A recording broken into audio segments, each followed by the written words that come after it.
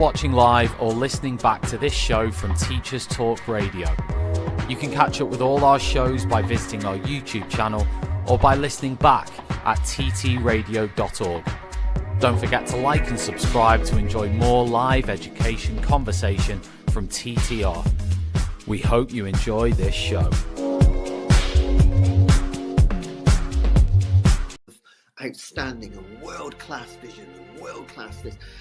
I'm a real leadership geek, honestly. I've spent my whole career reading books and chatting to people. I just find the whole thing and the announcement, the way it's been announced, bizarre. If you could move away from a model where teachers are so intensely focused.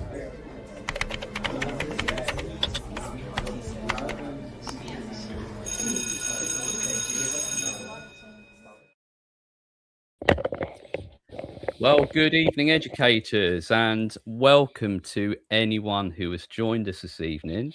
It's very nice to have you on board. And our topic for this evening is action research.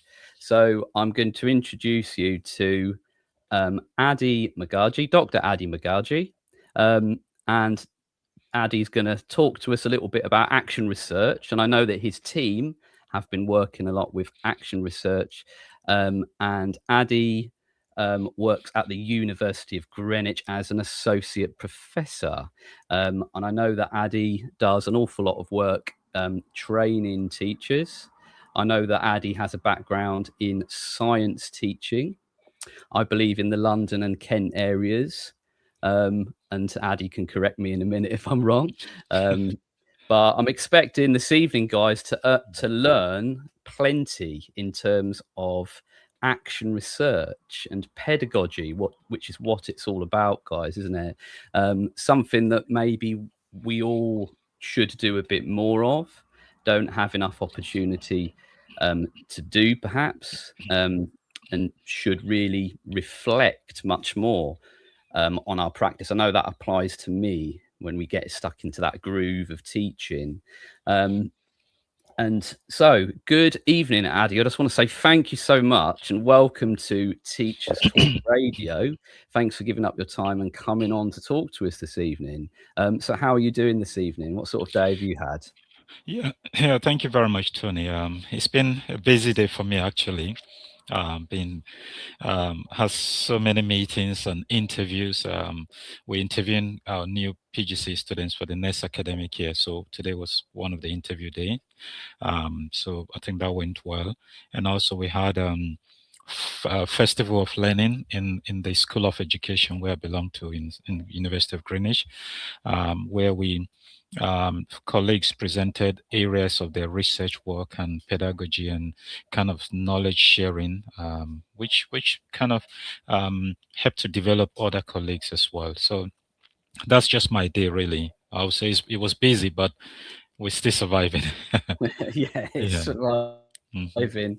Surviving is the key, isn't it? It's been helped a little bit by the weather today, I have to say. Yeah. The weather today has helped my mood a little, and even the students have come in quite a lot of them have had a smile on their face today, so it's always nice and it makes things a little bit easier. So thanks for that, Ade. So we're going to get into quite a few things. We're going to have a little bit of a chat because obviously us teachers like to talk shop, and pedagogy is obviously runs through everything that we do. And it's interesting as well that you mentioned about new teachers, because obviously that is another thing that we could easily get into, talking about the issues of recruitment and everything else. So it must be really interesting to see those new teachers as they set out on their career journey. And that might be something that we get into another time, Ade. But I just wanted to say before we start, guys, that this show is sponsored by our excellent sponsors, Hachette Learning. And Hachette Learning are publishers of professional development books and resources. Some great resources on there, several books that I've now read through this company. So if you'd like to level up your professional development, obviously you will be tonight as well, but if you'd like to do some more in your own time, then visit their website. So that's Hachette Learning, www.hachettelearning.com, to explore the full range of titles. I also just want to mention before we move on AQA. And AQA know teachers are the real experts in the classroom. That's why they work so closely with teachers, combining insight with their assessment and expertise to create resources, tools, training and guidance that genuinely make a difference. They're the UK's most chosen assessment organisation. You've almost certainly heard of them already. As we head into the exam season, AQA are focused on helping teachers feel supported and ready. If you'd want to find out more about how they're working with teachers like you, just head to their website and find out more. So that is AQA. And finally, an exciting one that I'm really excited about, because one that I will be going to. I've got my tickets already to Teachers Talk Connect 2026, coming up in just a few weeks, isn't it now? A couple of weeks. It's coming up quickly, guys. So Teachers Talk Connect is our annual CPD and networking extravaganza. So that's TTR's team. You can join the team on the 14th of March in Manchester. Tickets are absolutely free for teachers. If you'd like to go to that, head over to ttradio.org/connect 2026. Right, okay, brilliant. So, Ade, Yeah. we're going to get into action research now. You're very much going to be the expert in the room, obviously, here, Ade. Action research isn't something I've done a lot with, and it may be the case that many other teachers haven't either. I mean, for those who don't know, let's start with that. Action research. So, what actually is action research? For those who aren't sure, Yeah. how time? Okay, thank you, Tony. First and foremost, I would like to say thank you for the opportunity to share with the audience today. It's so exciting where if you have opportunity to share your knowledge and experience with other people, and you learn from them, they learn from you as well. And also it was good that you mentioned about professional development as well in terms of research and your sponsors as well, which I feel that's great. We're in the right place right now. So action research simply is a form of research that a practitioner or a teacher identifies a problem in their classroom. They plan around the problem. They carry out some actions based on the problem. They observe the outcome based on the problem. They also reflect based on the outcome, and then they can repeat the cycle as well. So in essence, action research is something that is very, very key to every practitioner, because every teacher in the classroom will have a problem or a need that they need to look at or to improve in terms of their teaching. It could be pedagogy, it could be anything. And the ability for them to identify that problem, then how to solve the problem, the best way to go about it is action research. And so that's what the action research is, a kind of research that is cyclical in nature, where you, like I said, you plan, you act, you observe, and you reflect. So there's always going to be reflection. So that's the simple definition of action research, and it can be carried out individually. It can be done collaboratively with colleagues as well.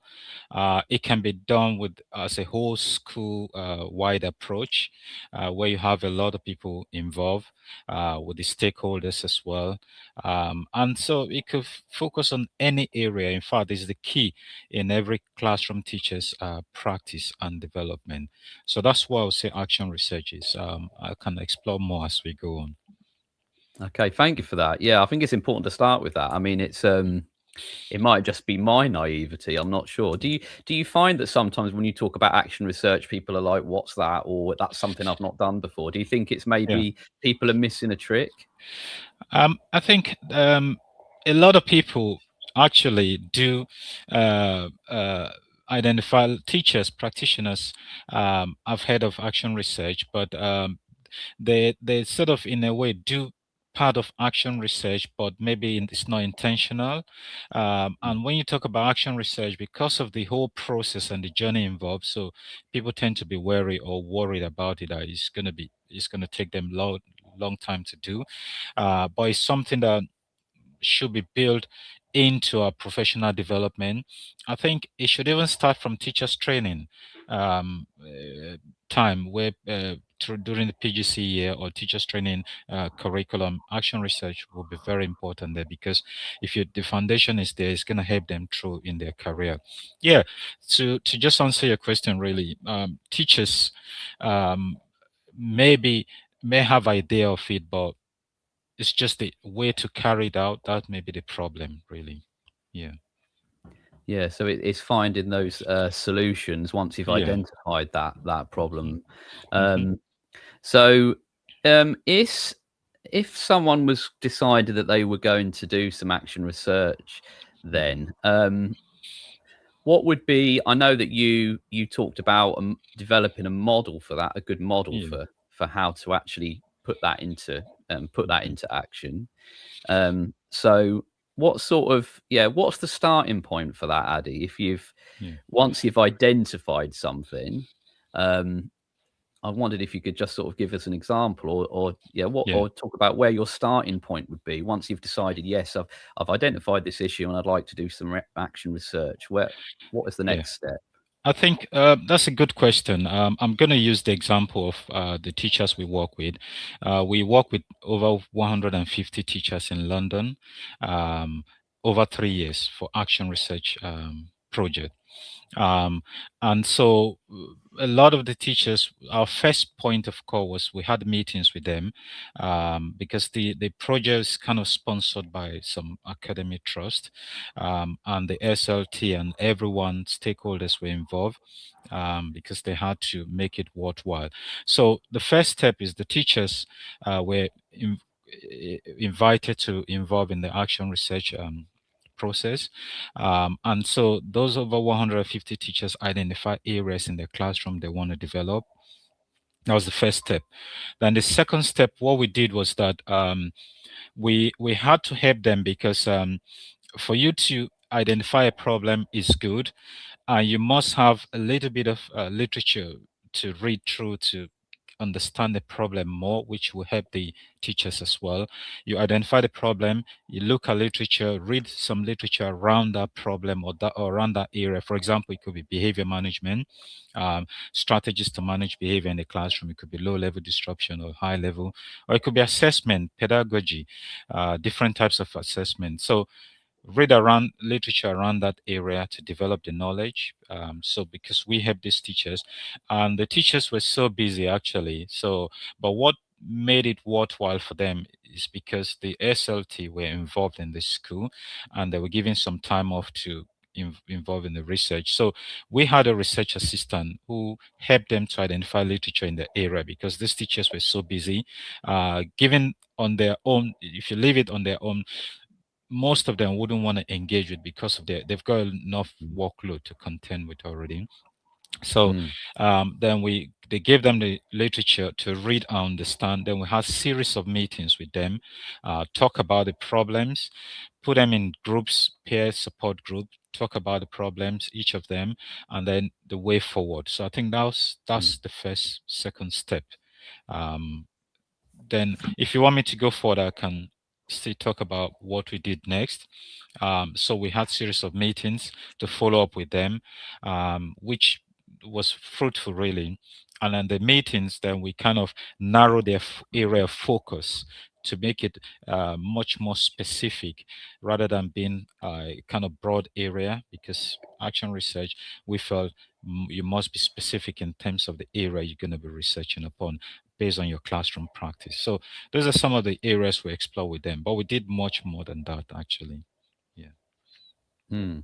So it's something that would need buy-in from the whole school, effectively. Something that would SLT downwards, or would it, or could it be a case of just working with any individuals who chose to do it?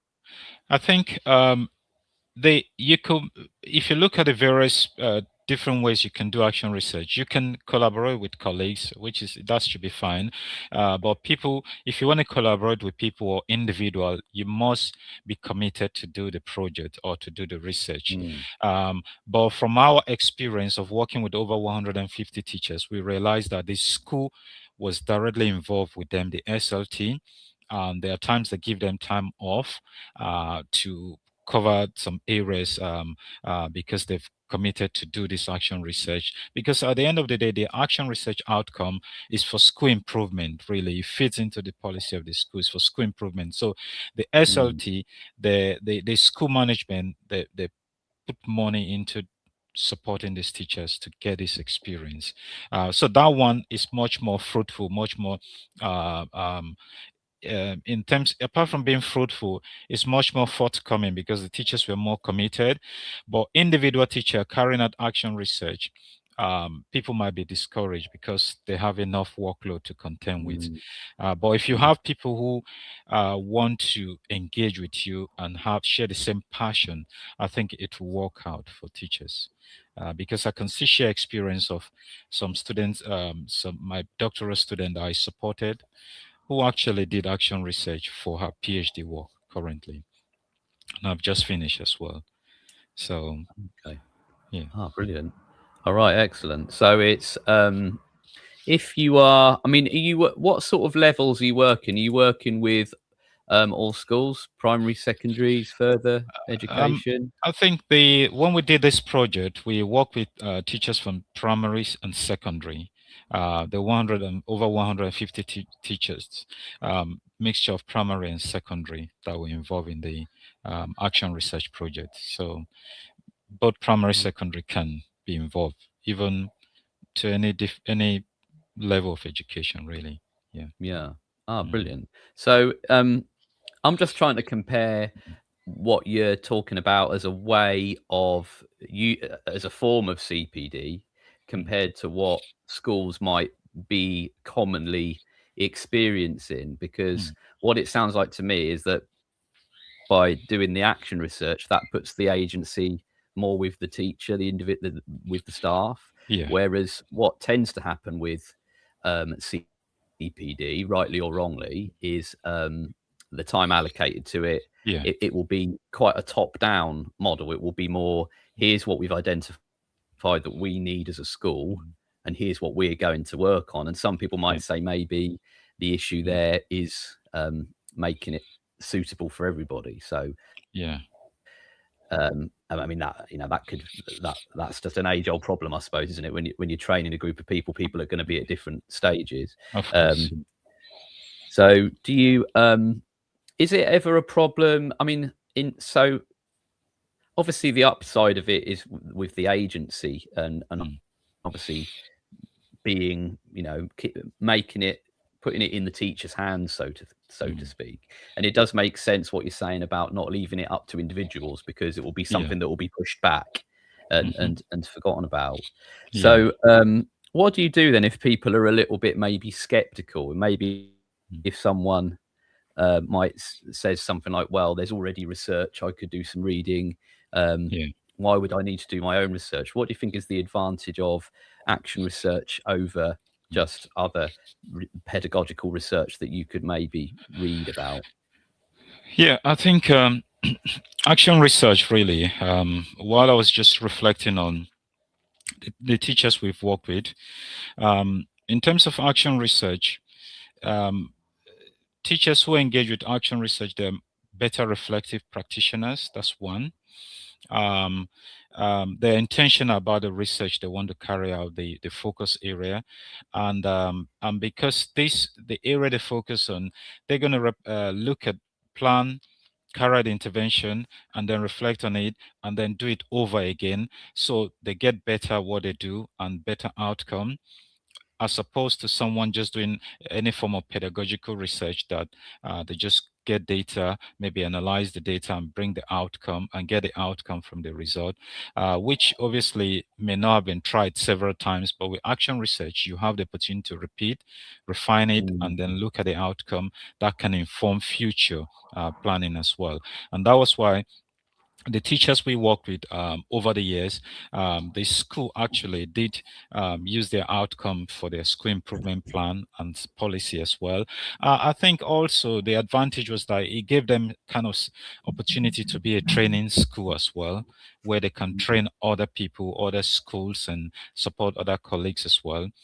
So I think that, I would say, is one of the importance, some of the importance of action research, and also from the experience of working out with those teachers as well. The action research helps them to generate knowledge in terms of their practice, and also in terms of them getting used to the data they collected, analyzing the data themselves, look at it over a period of time and seeing the trend in the data and see how they can use that to support the future plan. So I think there's a lot to benefit really, unlike just, we know there are other, action research actually is part of pedagogical research.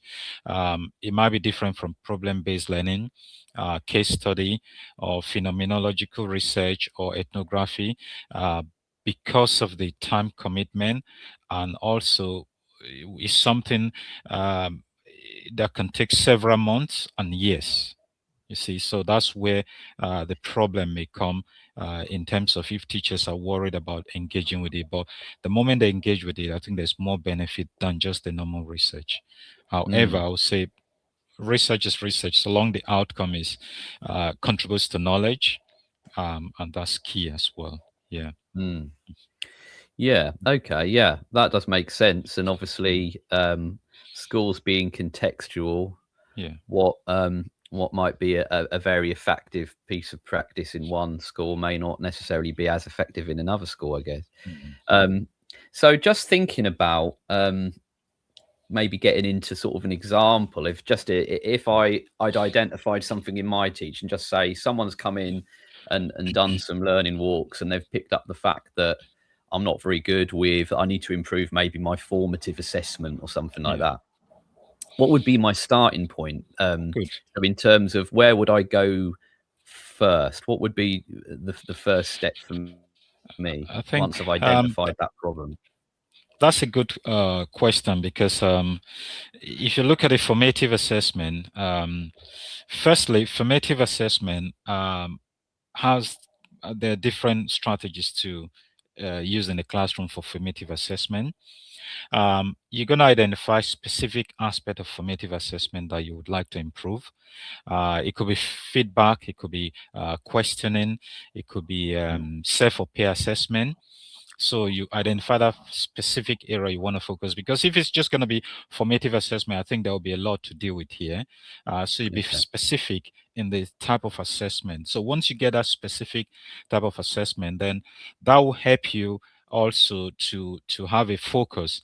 And when you have this focus, then you can you can read some literature around that area first, just to see if there's any gap in that specific area or new knowledge.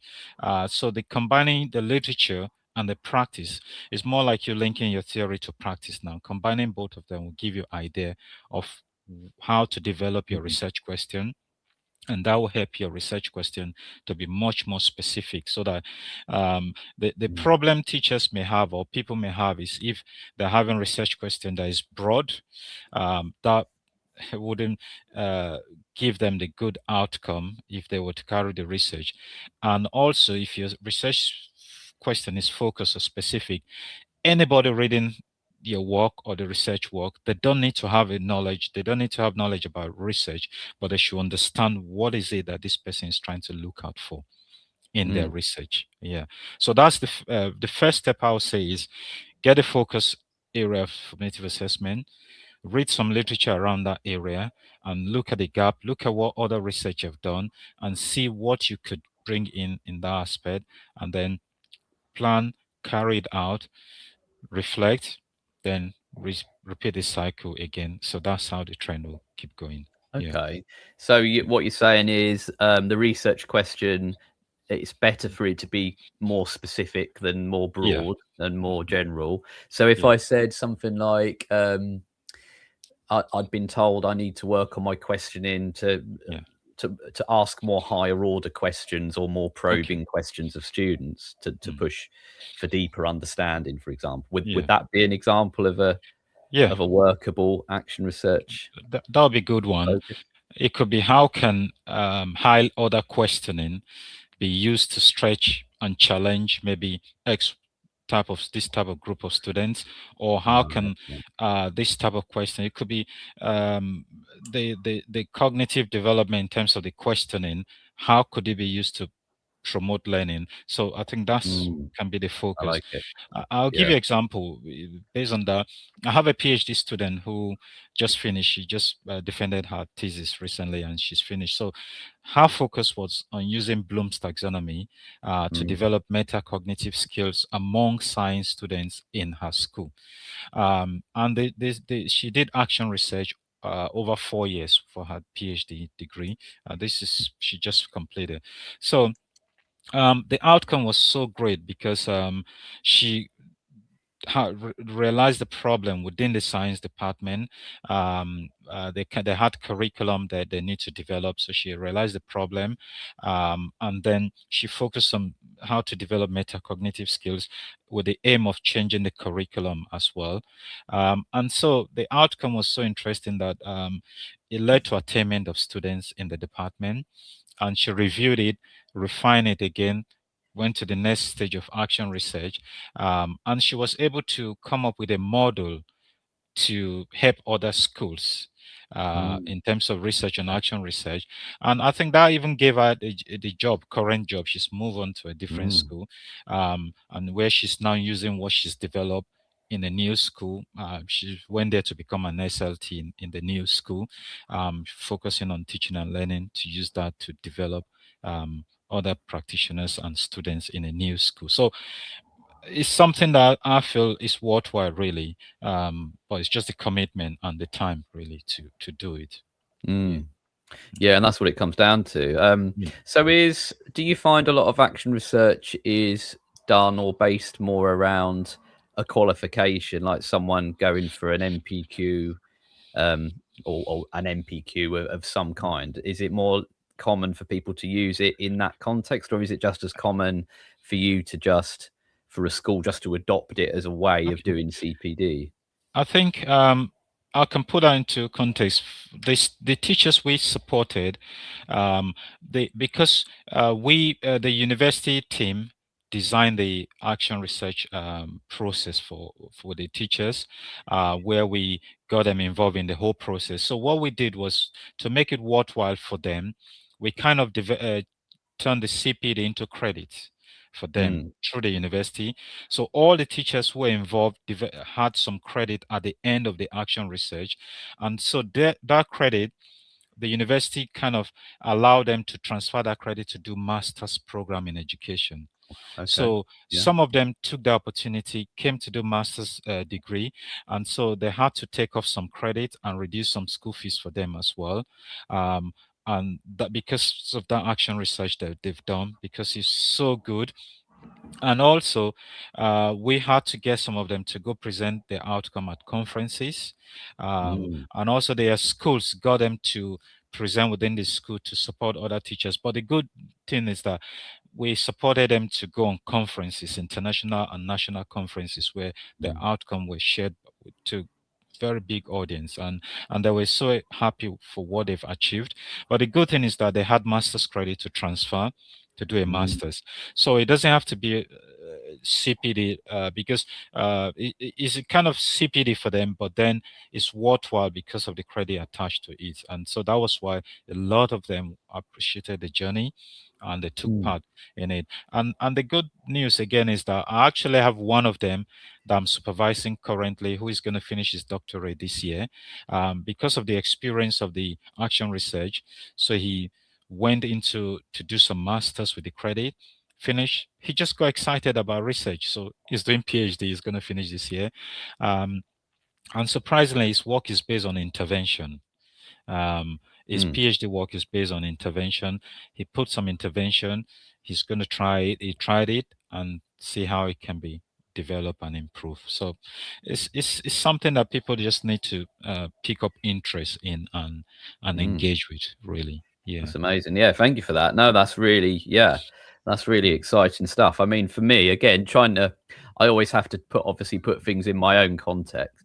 But in terms of improving practice, I suppose the issue is how you do it, isn't it? If once you've identified that that issue, that thing that that you'd like to improve about your practice. Yeah. It's then knowing where to go with that, and I sometimes wonder whether teachers get a bit lost. They get into a bit of a groove, and you just keep doing the same things again and again, Yeah. and possibly repeating the same mistakes again and again. Mm-hmm. But it's excellent that those people could go away, obviously, and use those towards their masters or their Yeah. doctorate or whatever, those units. That's absolutely excellent. Because I remember I did quite some years ago now, it must have been like 10 years ago or more. I think I did some units towards All right, a that's master's good. degree with the Open University, but that felt like a very hard way to do it. Not only was it very expensive for me because it wasn't funded by anybody, it was also a lot of time. But it was interesting. But obviously, like you've alluded to before, time and workload is the issue, isn't it? So so that's excellent to hear that. And could I add also, Tony?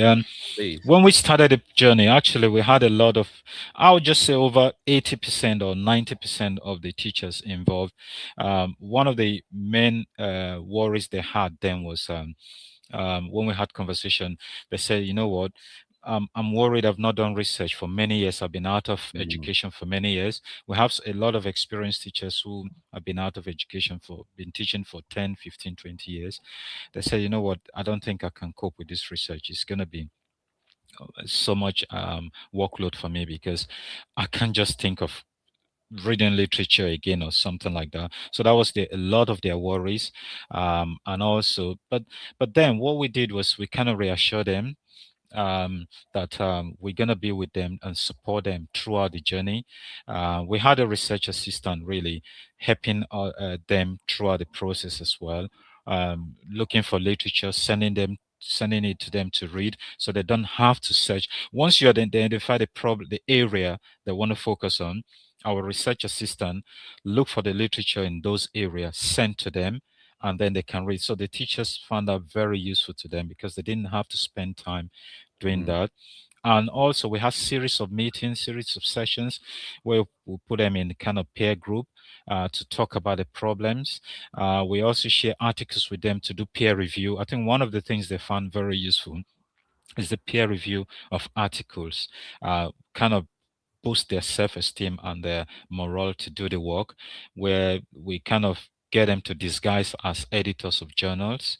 They read the articles, peer review, and make comments about them. I think that helped them a lot as well in terms of their criticality and writing at level 7, which is required at master's level. So I think that helped them a lot, really. And it's so good to also say that all the teachers involved completed. We have worked with over 150 teachers, really.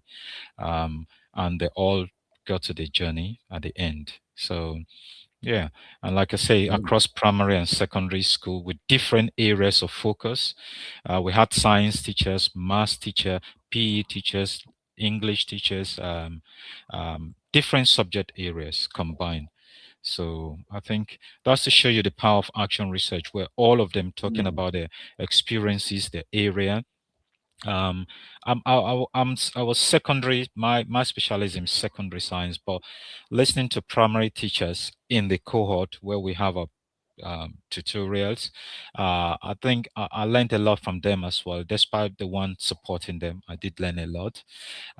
So I think that's the action research in terms of collaboration is very, very good in terms of knowledge creation and development, especially when people working collaboratively. I think that's one of the advantage also, I'll say. Yeah. Excellent. Yeah, thank you for that. I mean, yeah, that sounds excellent in terms of empowering people. And quite often I've found the best CPD that I've done is when I can talk to colleagues and share ideas and have that collegiate approach. Yeah, I mean, that sounds excellent. Everything you're saying there really is sounding very good. Yeah, that's something that I'd love to. I wouldn't mind being involved with myself. Yeah. So I suppose you touched on research, and certainly, I've been teaching 25 years, and secondary science, like yourself, I believe, Ade. And I don't know how confident I would be in terms of research. So I suppose what I want to ask is, obviously, the reading around, and it's excellent that you'd suggest literature, because otherwise even going out and looking at different books and finding an author and someone who's in the right area of what you want to look at, that's excellent. But in terms of if I've identified, so if just assuming we go back and it's my higher order questioning, and so how could I develop my higher order questioning in order to challenge higher attaining students? I've got to be careful with the language, I guess. But so I've got that question, that research question in my mind. How do I, in terms of what comes after that? Obviously, there'll be a period of me employing those techniques that I've read about. How do I then measure the impact of that research, of that new approach? I think that's a good question, really. I'll always kind of refer to the experience of hard working with the teachers, because, for example, if you identify the focus area, then you now need to start thinking of methods of data collection to answer that research question. So you might be thinking of it could be questionnaires. It could be some of the teachers we work with, some use questionnaires, some use focus group discussion, some did interviews, some did surveys, and then some did video recording as well. Obviously, to do video recording in terms of research, you would definitely need ethics approval as well, because we had to help them through ethics approval within the university, and also they need permission from the head teacher. Obviously, the head teacher and all the SLT are involved in the whole process, so that facilitated the ethics as well. So you need those ethics approval. So their video. I've talked about lesson observations as well. And then there are lots of strategies you can use, really, depend on the focus area. Some people did qualitative, the teachers we work with, purely qualitative. They just did maybe some interviews, focus group discussion, collect the data, analyze it, reflect on the outcome, try it again the following term, see the outcome again, compare it to the previous term again to see if there's change in their data. It could be a change in attainment of students. It could be change in the metacognitive skills of students, or whatever the focus is.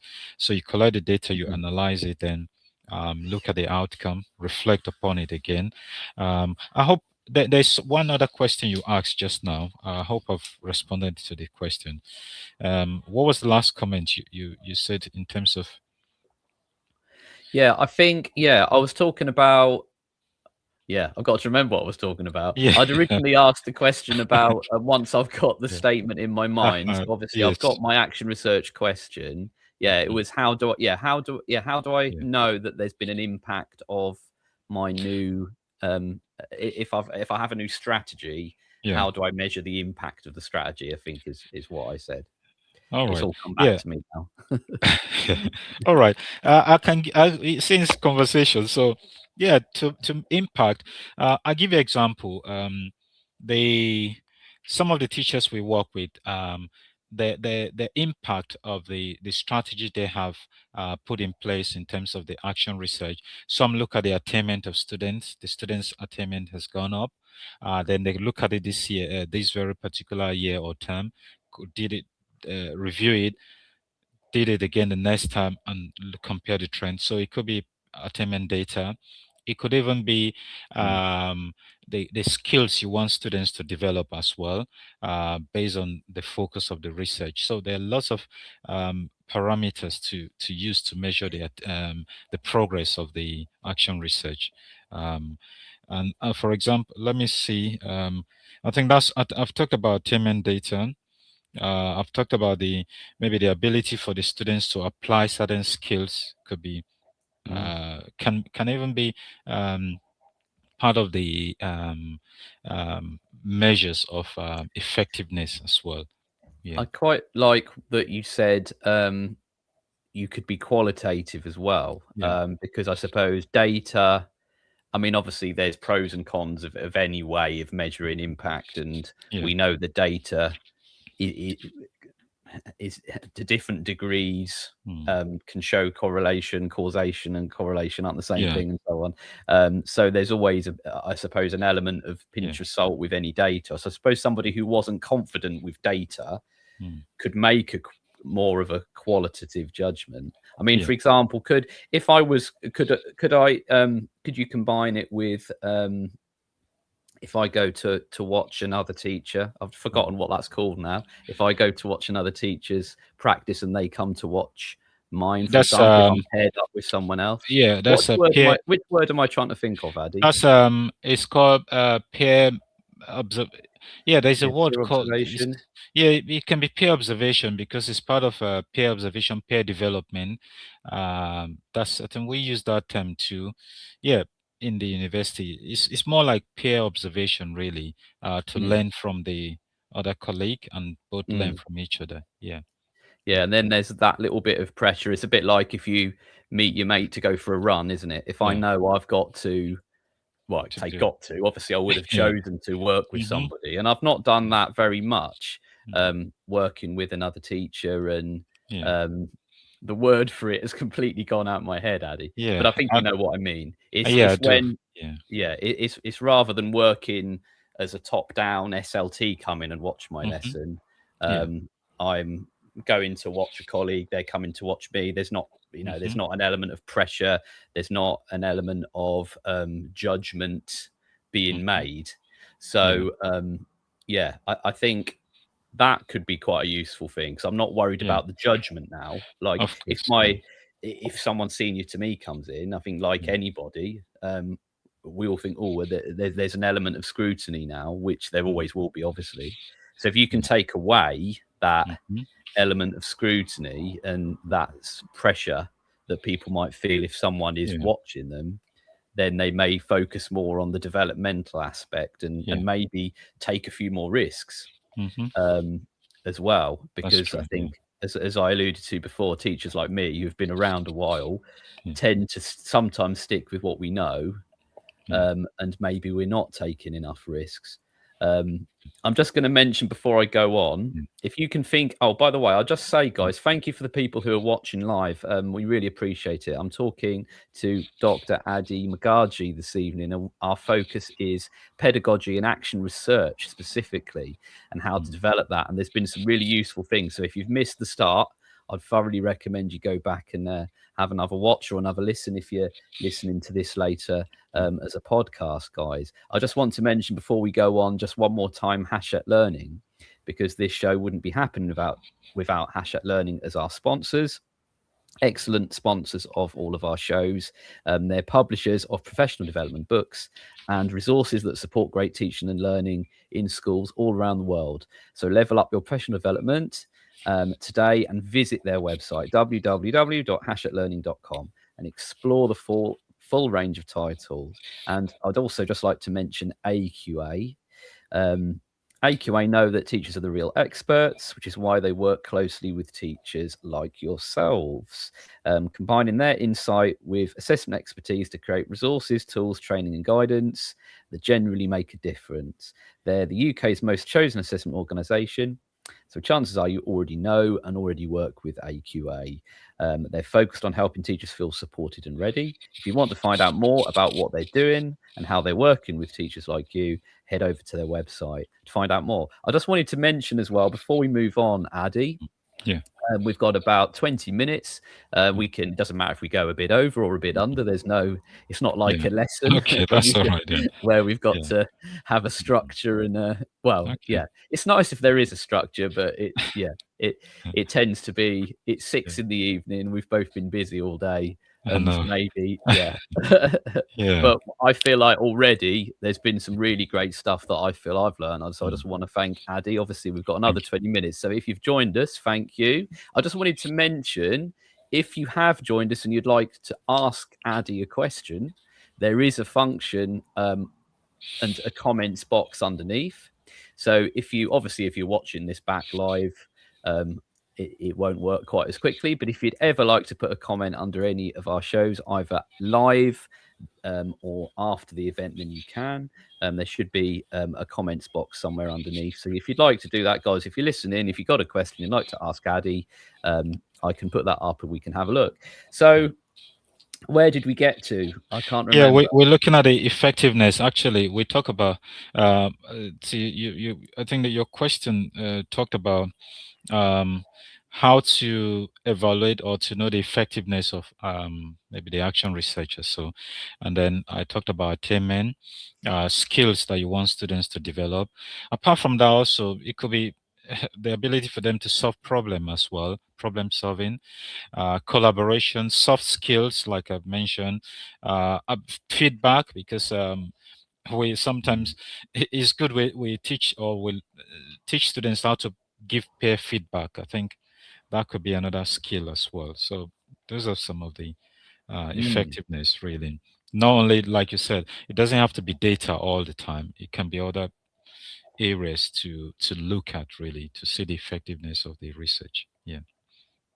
Excellent. So it could be, I mean, it could be something like student voice or Exactly. questionnaires and conversations with students and so on. So yeah, I mean that sounds excellent.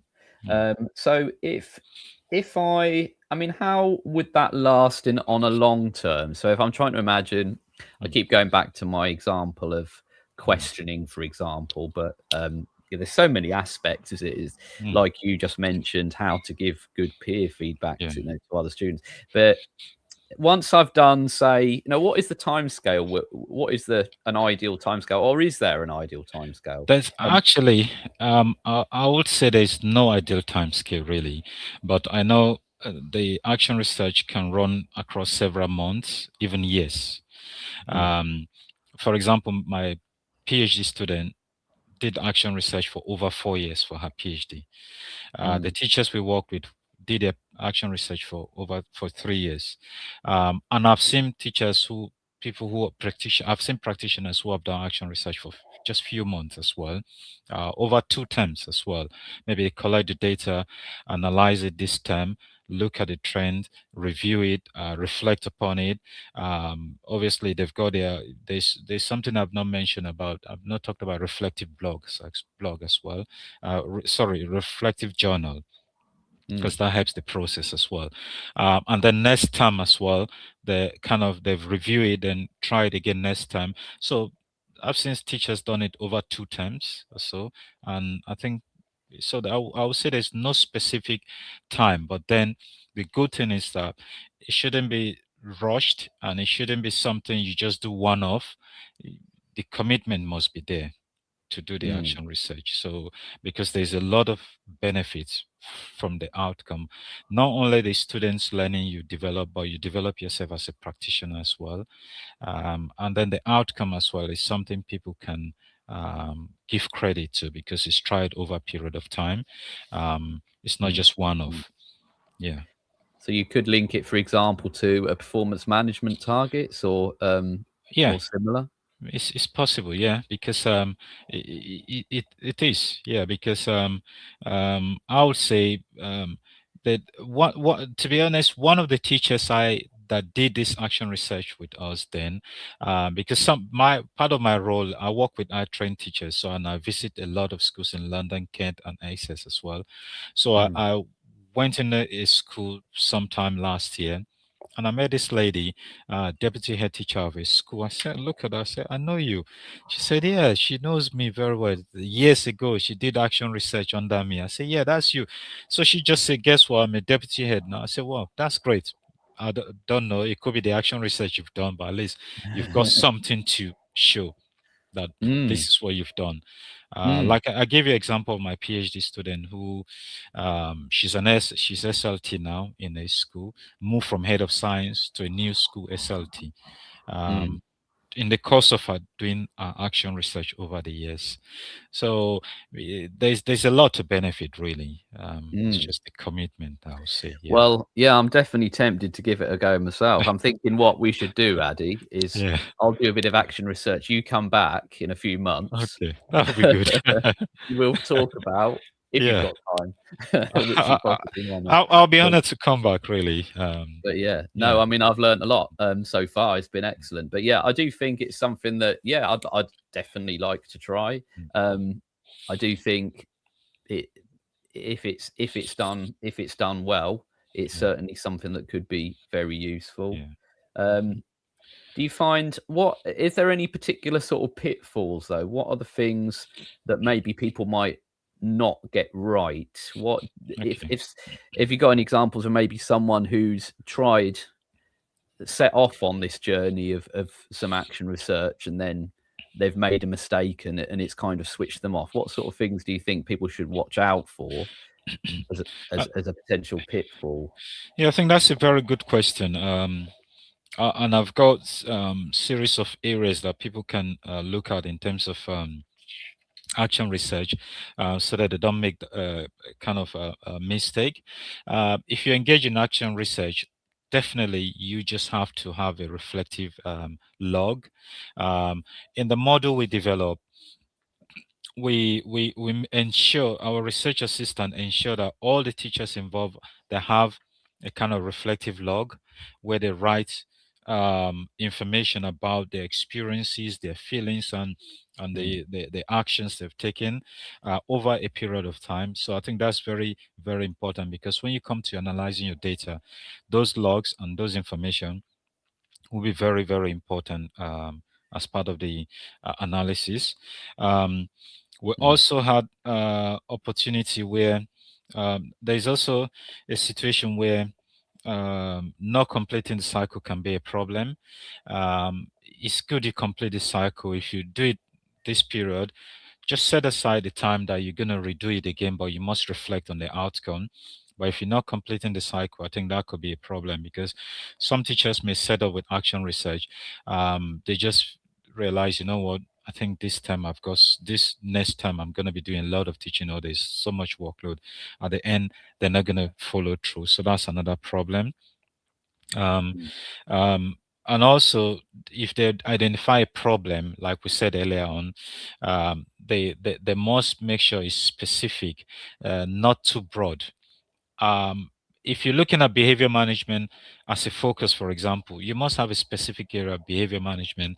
The research cannot just be how to develop behavior management strategies in the classroom. No, behavior is a broad area. Even the teachers we work with, some focus on behavior, but we had to speak to them, to interrogate them, to talk to them. We did those peer groups, collaborative group, where they talk about the problems, they start narrowing it down. And if the problem is too broad, you're not going to get to the end product. So just specific aspect of your practice. So that's one area as well that we talk to teachers as well. And I feel personally, you must be intentional as well. You must be committed to the journey. I think that's one of the areas too, I would say. And also in terms of the teachers we did work with, because we came up with a lot of things. Also, if it's going to be an action research that is going to be done over a long period of time, it's good to have external agency to be involved.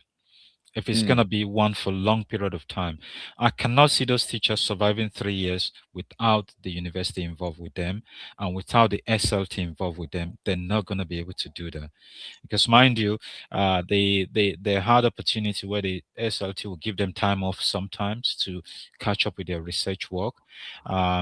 And we would meet them every evening, I think 4 o'clock to 5:30, or sometimes 4 to 6. Just imagine, that's their own personal time that they're committing to doing that outside school hours. So they should compensate them with some other time so that they can be encouraged. So there's a lot involved really here, but the stakeholder is very, very important. Even if you don't have a stakeholder, but then have someone, a knowledgeable order, that can be involved. However, having said this, I've seen people done action research individually, and they've succeeded. Mm. Yeah. So that's interesting. So the buy-in is important, and Yeah. the commitment as well. Yeah. Yeah, that's excellent. So if I'm just trying to think, I like what you said about this, how you word the statement, or I'm not sure what you call it, the intent or the question, Yeah. is quite important, because if you're going to measure the impact, so the behavior one, for example, if you've put I mean, my intention, my question is, how can I improve the behavior of the students? It's Yeah. very hard to measure the impact of that, isn't it? So Yeah. you It's, would say, mhm. how can I improve the behavior of these students? Yeah. Well, in order to improve their attainment, Yeah. so I guess when you're coming up with that question, it's got to be a measurable question, I guess, Of hasn't it? course. Yeah. It Um, must be measurable. Yeah. That's the um, key thing. Yeah. is there any ever is there ever any issues where during the cycle somebody has gone away and they've done the reading, and they've maybe found their reading and the research or whatever they've read to not be effective, or they've felt like they need maybe a little bit more input from somebody? Is that something that is sometimes a bit of an Yeah. issue in terms of that? Yeah, we've seen that actually from the with the teachers we worked with, because we've been with them for over years. If I get the question right, I think what you mean is that they've identified the area they want to focus, read the literature, and they couldn't proceed, or maybe they find difficulty, isn't it, Yeah, in terms maybe of that. yeah, Yeah, there was some issues with the literature, or yeah. it felt like they weren't able to proceed from that point onwards to actually develop the practice. Yeah, although we saw that, but it was nipped in. We dealt with that easily and quickly, because we have, mind you, we had a research assistant who, that's a specific role, and she's a good researcher as well. So even if we're busy, we tend to allocate them to the research assistant as well, to work Mm, with them, and we work with them. We had different groups. So um, if that kind of situation comes up, we just need to get a teacher to rethink what they really want to work on. The few instances we've seen is they're not being specific in the area. yeah, They want to do everything, yeah, and in that sense, then they lack the focus, because they want to do mm, everything. It's even difficult for the research assistant to have the area that they want to focus in terms of the literature. So that became a yeah, problem as well. And so having that discussion with them, ongoing conversation about the focus area, then that helped to narrow it down and support them. And then I think that they just had that, then they had the eureka moment to say, okay, yeah, this is mm, actually what I want to do. And then they mm, follow up that. However, um, in an extension, I had my other colleagues who work with it, because I work with some teachers in London and area, and then I had another of my team who works with some teachers in a different location, like Bexley and all this area as well. So, what they've done in their own area is that we realized that there's some few schools that the SLT have specific area of focus, and mm, say these are the areas we want to that is appealing to us to develop in this school, because we want to fit into our improvement plan. As yeah, such, we want teachers who can do action research in this area. So that one too can help that difficulty as well, mm, because then the teachers will have to now say, okay, if I'm going to pick this area, then it must appeal to me in my classroom. The mm, downside of that sometimes is that, what if you bring these areas and the teachers are not happy with these areas, they don't like this focus, yeah, then that becomes a yeah, problem. So that was why yeah, our own the model was that, okay, you pick up an area in your classroom that you want to be specific to develop. However, the SLT also had some areas that they put out and say, if you want these areas, pick from this as well. So they're not mm, restricted, because if you empower the practitioner to decide in the area they want to focus, then that makes life easy for them. mm, Yeah.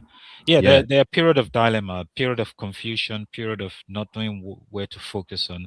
And that is where we came in. Our own role was very important.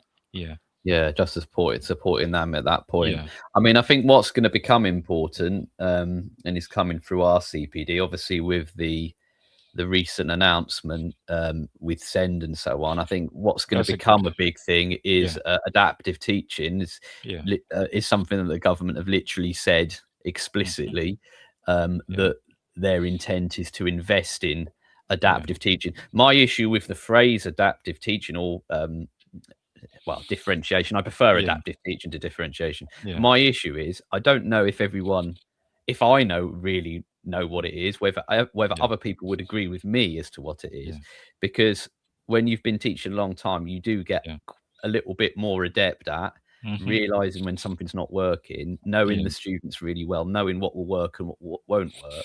And Yeah. sometimes I think a lot of a good adaptive teaching goes on, Yeah. and then the people watching that don't realize that's good adaptive teaching. That's true. Yeah.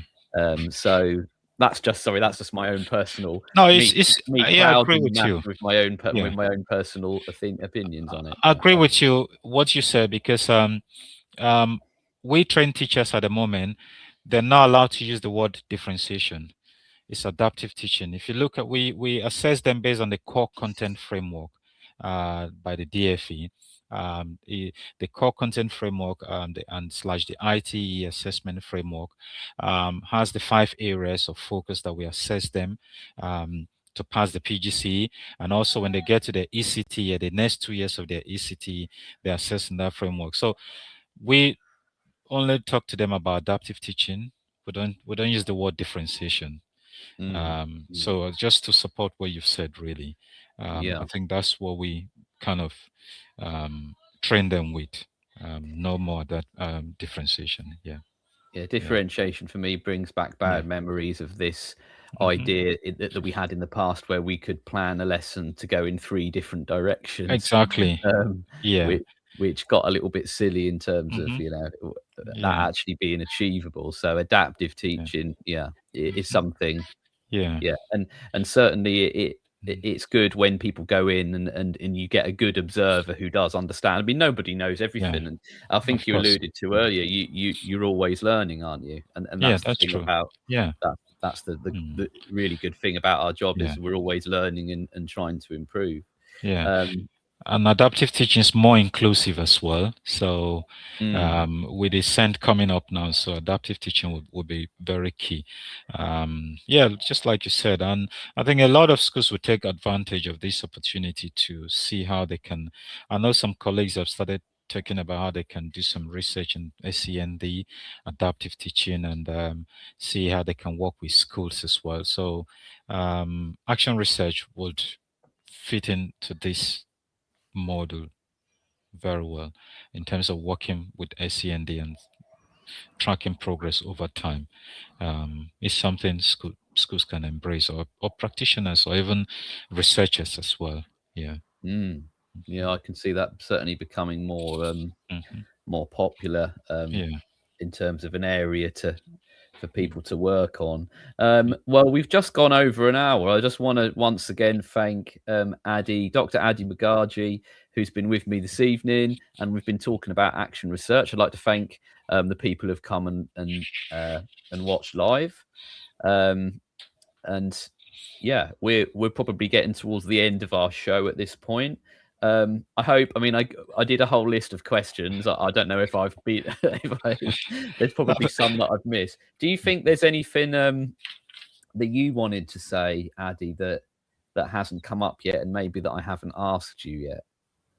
I think you've asked very good questions, really, in terms of action research, and the reason why I like this show, this moment, is because it's brought action research back to life. Because a lot of people tend to want to leave it, but as practitioners, we have to continue to engage with action research all the time in our classroom. And one of the questions there's something I'll say here. It shouldn't. One of the questions who says is how to focus in terms of action research. Should it be whole class or just a small target group?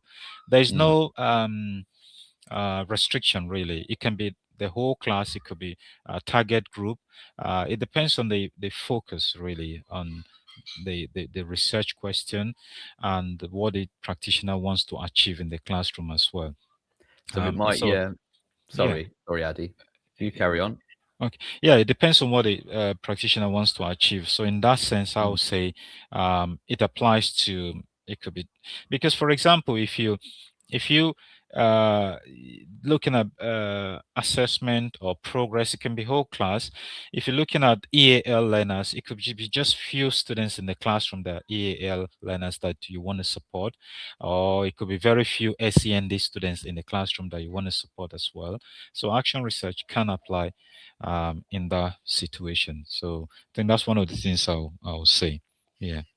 And obviously, yeah, with the small groups, if it's a particular send need, as we mentioned about the adaptive teaching, particularly for send, it sounds like the government want some of that focus to be on training of teachers in order to support students with send in the classroom. So it might be something like a particular focus on a particular need, such as autism. You know, so that could be an action research question someone might look at if they have several students who are on the autistic spectrum, and they'd like to work with those particular students to make the lesson more accessible to them. Yeah. So That's I true. think we're gonna see more of that. Yeah. So Good. we've talked about the importance of a good research question and to not be too broad, which is really important, and then the process of having the literature, using the literature, and I would just recommend actually that, and it's not something that I've done enough of, and recently I picked up a book, and actually my head teacher came to me and said, look, we're going to set up a little book club.